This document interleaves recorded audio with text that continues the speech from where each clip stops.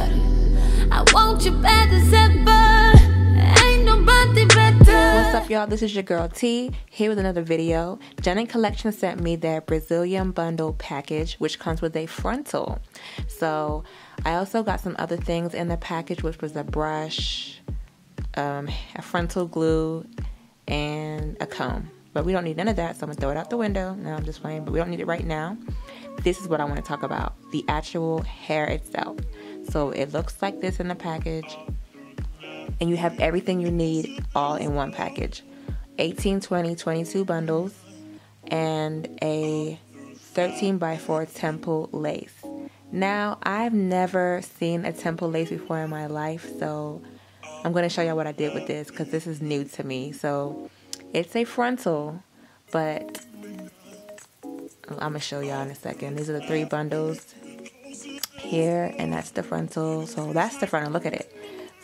It's like a lace closure, but with sides attached. And I don't know what to do with that. Like, that's not enough. So you know what I did? I'm cutting it off. We don't even need that. So they do sell the bundles without the frontal part. So I'm going to put a link to that in the description box below also. But I'm going to go ahead and cut this off because I'm not going to go ahead and pluck the hairline when we're not even going to wear that. So yeah, that's trash. I don't want it. I don't need it for this particular video. Now if you wanted to do that, go ahead, that's fine, but I'm going to do a lace closure instead.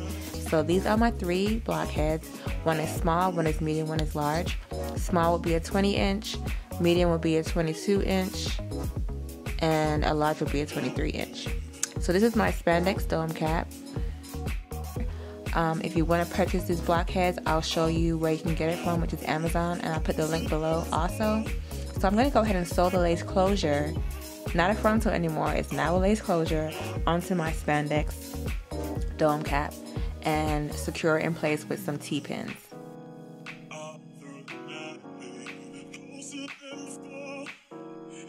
Alright y'all, so now we got to sew down this lace closure because we're not dealing with no frontals today, honey. No ma'am. All you do is stitch the perimeter of this lace closure down because your T-pins have already held it in place for you. So now all you need to do is just sew it down.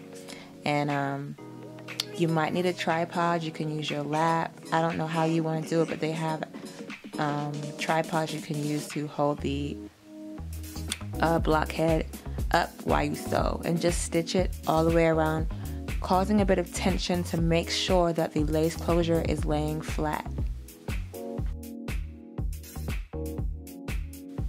So I do blanket stitches all the way around, and as you see, I'm making sure that the stitches are not too far apart. They're small enough to create good tension to lay that lace closure down flat. So I'm actually pulling it down, and I'm also checking to make sure that it's laying flat too. So I sew the sides down first, and I do the back last. You do the back last because you want to make sure it's laying flat.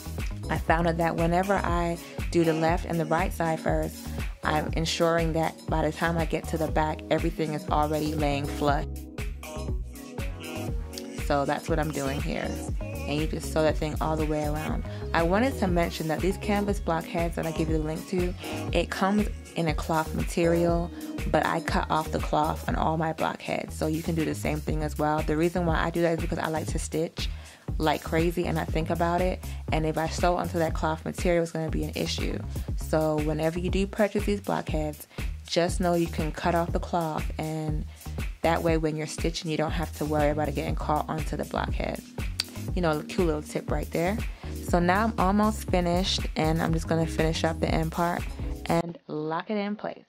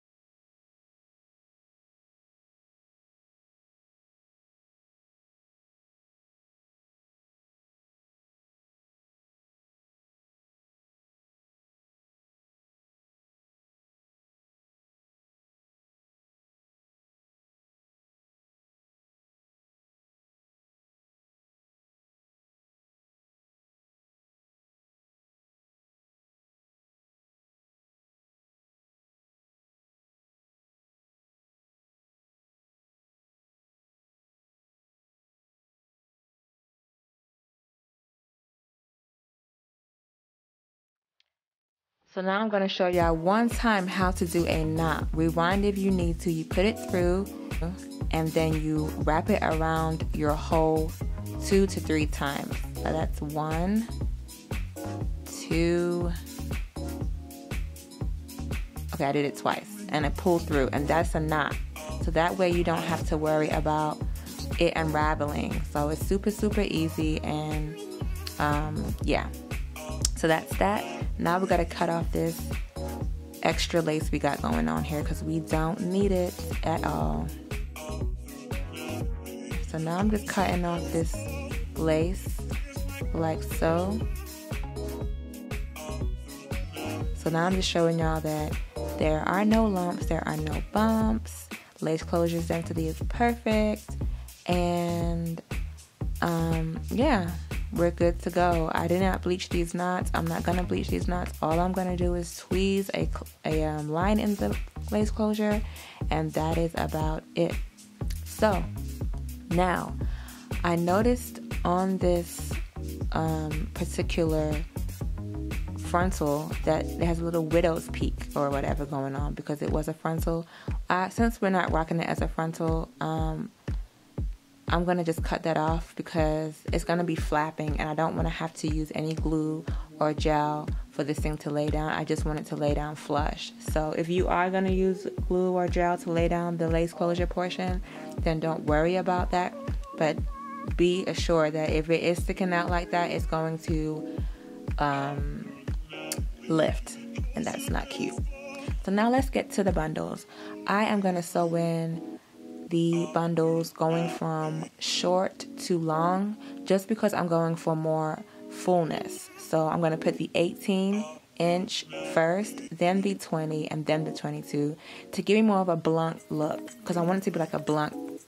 I want it to be full and not thin, and so I went ahead and did that instead. I was going to go ahead and I'm not sure if I'm going to cut it into a straight bob or what, but I just know that I'm going to do the shorter one first and the longer one last for fullness. So I have a video on this already. I'll put the information in the link below on how to sew in the bundles. I'm not going to do it twice. So if you want to see how to add the bundles to this lace closure unit, click the link below. Yes for the bundles. They are nice and light, super silky, and affordable. So go ahead and watch the detailed tutorial on how to sew on bundles, like I said, below in the description box.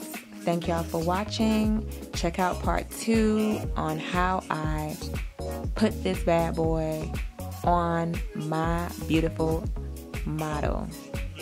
And here I just showing y'all what I've done so far. Like, that's what it looks like with the bundle sewn on. If you want to know how to do it, you know where to find the video. And yeah, so this is my last bundle. This is the shortest one, the longest one, which is 22-inch. So I'm going to just lay on top. And as you see, it's super, super, super full. Look, like, I'm going for fullness. And look at the ends. The ends are full. Like, if I did the longer one first, I would have cut it off anyway because it would have been scanty, and that's not cute. So everything worked out fine. I'm going to go ahead now and just mold the lace closure down with some mousse and let it air dry. Now I'm molding it for a bang type look, so I'm going to cut this into a bang. But if you watch my next video, which is part 2, I'm going to show y'all that I actually did a center part instead, and then switched it to a bang. So whatever you want to do, whatever style you're trying to create, mold it to what you want it to be. So then what I'm going to do here is go ahead and cut off this extra cap portion that we don't need because we need our scalp to seep through, honey. This has to be flesh, okay? Not no black net underneath. That's not going to work. So I'm cutting off this part of the cap because we don't need it. And we're pretty much done with our unit. We're done, baby. That's it. Figure out you want to do a center part or a bang, and you are good to go. Mold it into that direction, and that's it.